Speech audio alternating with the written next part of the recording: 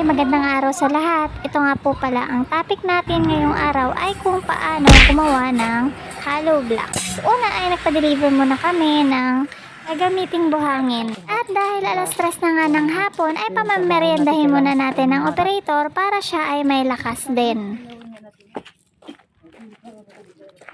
Sama ko na nga rin para sa eksena ang aking lolo. Eri yung nagawa niyang hollow blocks kaninang umaga at ito nga yung mga bracket na gagamitin at ito naman yung makina.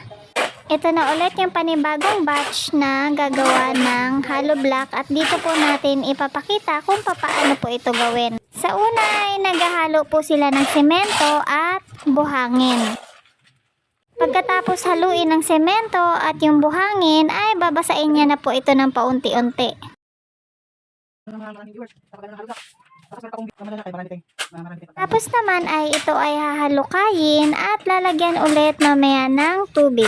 Kailangan din kasi na dahan-dahan mo lalagyan ng tubig dahil kailangan tansyahin ng operator o yung gumagawa nito yung tamang basa.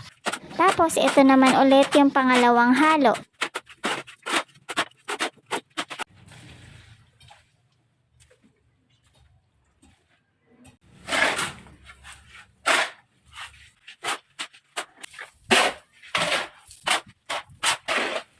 Yan.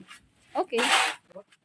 At natapos na po yung pangalawang halo ay maglalagay po ulit sila ng tubig. Tapos haluin po ulit para po sa pangatlo. Ayan.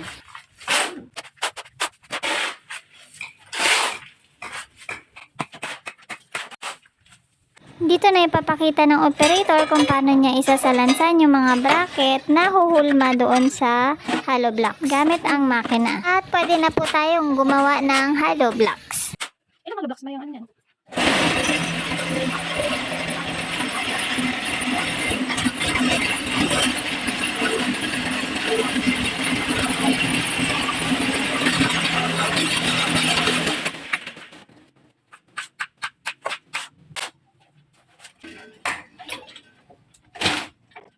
Okay.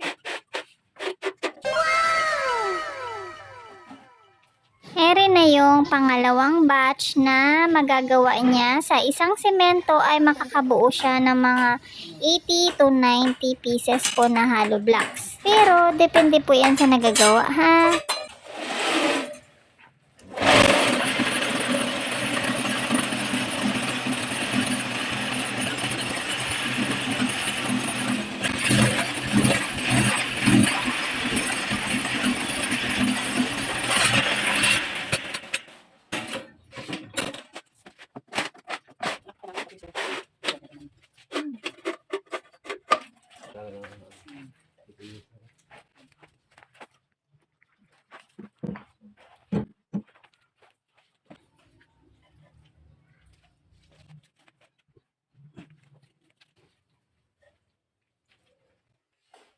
Mapapansin niyo po yung isang hollow blocks ay hindi po siya buo. Yan po ay tinatawag na reject. Ibabalik po yan at uulitin.